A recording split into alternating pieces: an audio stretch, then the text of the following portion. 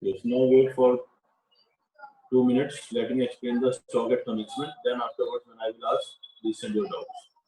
So stock at commencement means opening stock. First thing, stock at commencement means when you entered into this particular year, in the beginning of that year, what was your stock with you? So it is just opening stock. So opening stock is basically an asset for you. It is a real account for you. But it is a part of trading account because I have to calculate cost of goods sold, and in cost of goods sold, opening stock as well as closing stock for that year has a part, has a role. So that's why we will be writing this opening stock in trading account debit side, because that will be added to the purchases which we have done in the during the whole year, and then we will be subtracting the closing stock, and then we will be getting how much quantity of goods or how much value of goods we have sold in the present year. So that's why opening stock will come on the debit side as well as closing stock will come on the credit side of trading. Now one more doubt was there, accounts payable and accounts receivable. See, accounts payable are nothing, these are creditors, and accounts receivable are your debtors. So debtors or creditors or accounts receivable and accounts payable, these all are nothing. These all are actually your personal accounts. And personal accounts are written where? These are written in balance sheet. These are written in balance sheet.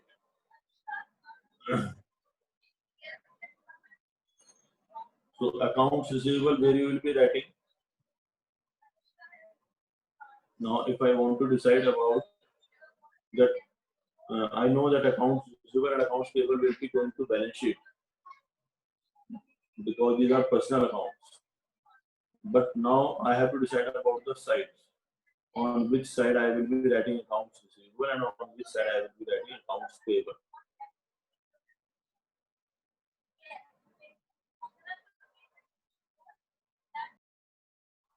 Now the next question is regarding cartage.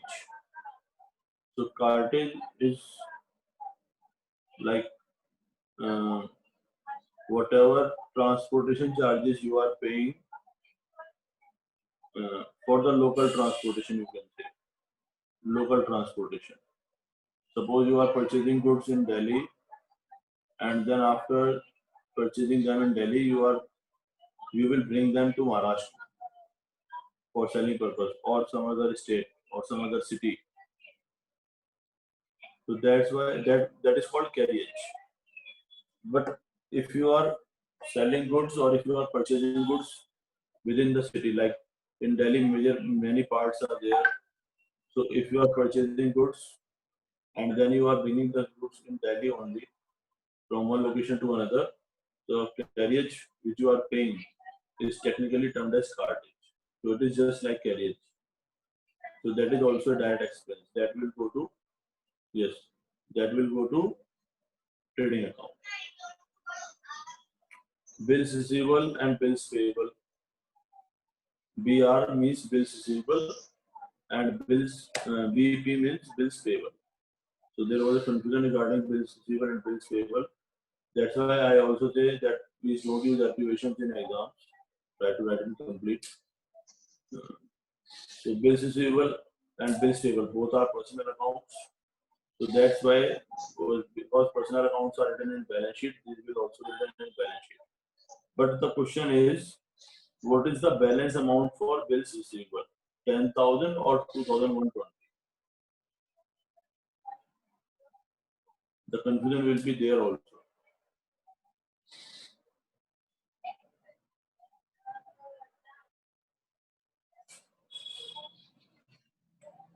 Yes, very good. See, bills receivable is the benefit which you will be receiving in future. Bills receivable is a benefit which you will be receiving in future. So that's why its balance will be debit. It is an asset for you. And bills payable is your liability because you have to pay that amount in future. You have to pay back that amount in future. That's why bills payable will be your liability.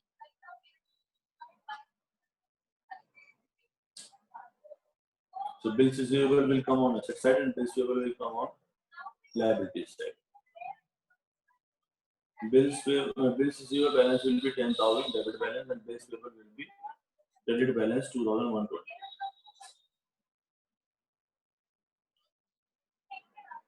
Yes. Next is any other question? Like what confusion was in horses and cards? One confusion was there in the morning, horses and cards. Before I clear it, I will ask one question.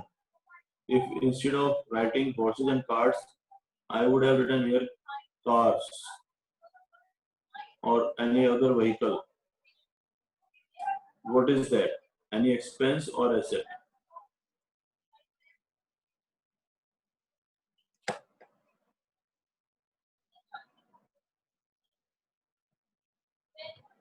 So any sort of vehicle is your asset.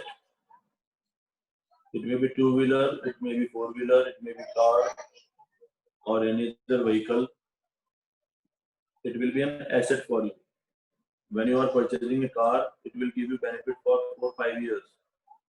The same case is with horses and carts. It is a traditional vehicle. Horses and carts. In fact, in many villages area or small areas, small towns, uh, these are used at present today also for transportation of goods. So horses, the person who is owning these horses or the horse cart, that is an asset for him.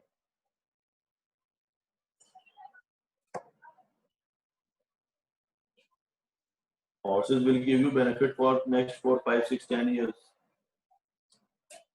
And cart itself and a capital expenditure that will also give you benefit for next 5, 10 years. That is a sort of vehicle that will be with you in your business for next 5 to 10 years.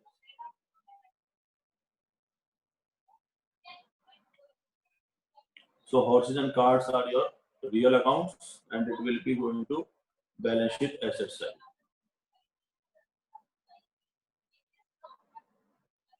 Now I'm telling you two more rules which will help you whenever you are getting such accounts which you are not aware about or which you are not able to decide where to write or which type of account it is. These two rules will help you a lot in this task to reach to the final conclusion which type of account it is or where should I write it. And please note down these rules. Debit side, you see in trial balance there are two types of balances only, debit side and credit side.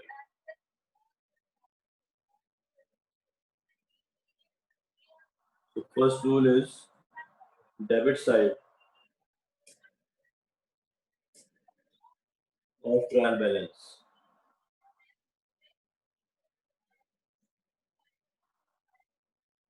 If you are having any account which is having debit balance,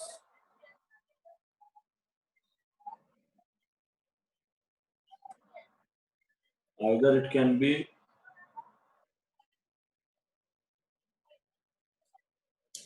real account,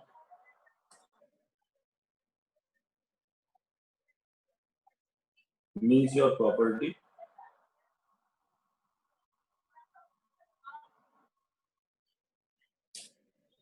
or it can be a nominal account, means your expense.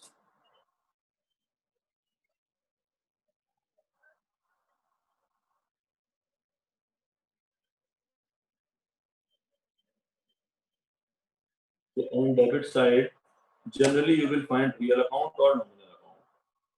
Yes, obviously some personal accounts may also be there, but you should be clearly knowing that personal account debit balances will always be a part of asset side and personal account credit balances will always be part of liability side. So about the personal account, you should be clear that way.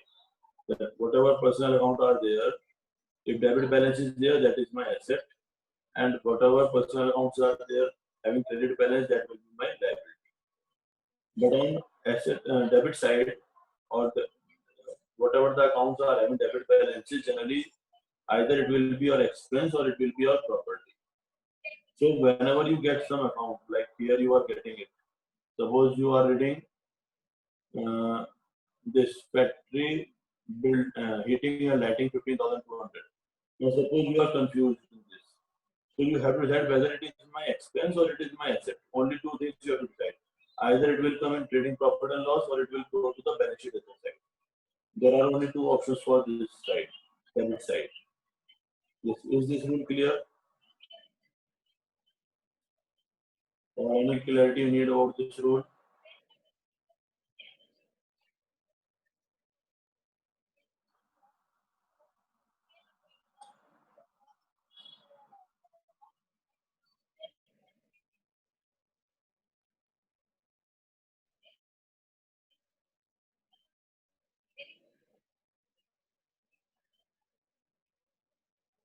For the credit balances in trial balance,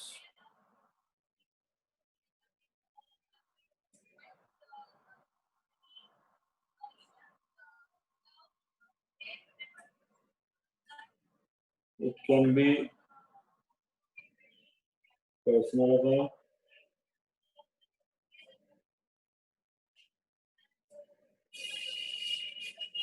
or it can be nominal account. So if it is a personal account, then you know that it will go to balance sheet liability side. Balance sheet liability side it will be shown. And if it is a nominal account, means it will be your income. So it will go to trading or profit and loss credit side. So on the credit balances, in the credit balances, you will get only two types of things. Either it will be your liability or it can be your income. Same is the case with assets and debit side. Either it can be a property or it can be your expense. So you have to decide about the nature, whether it is my liability or it is my asset, it is my expense or it is my income. And on a particular balance, like if you are looking on the debit balance, then you have to decide only two things. Either it may be a property or it may be an expense. Same way in the credit side, either it may be your liability or it may be your income. So if it is income or expense, obviously that account will go to trading and profit and loss. Or if it is any a property or any liability, that account will go to balance sheet. So that may help you to do practice, but until and unless you will write the things on your own with the proper formats, with proper presentation, with proper calculations, each and everything, until and unless it will not be clear to you. So you need to practice a lot for 4, 5, 6, 7, 8 questions, illustrations. Write them properly. You will be knowing how to proceed, how to prepare. You will be facing some accounts which are troubling you that you can ask. Only then you will be becoming proficient with this chapter, and that will make a base, strong base for the clarity of the concepts in the next chapter. Keep on updating me, whatever you have done, what problem you are facing, what doubts you are facing, what questions you are solving, you have solved, whatever you have done, everything.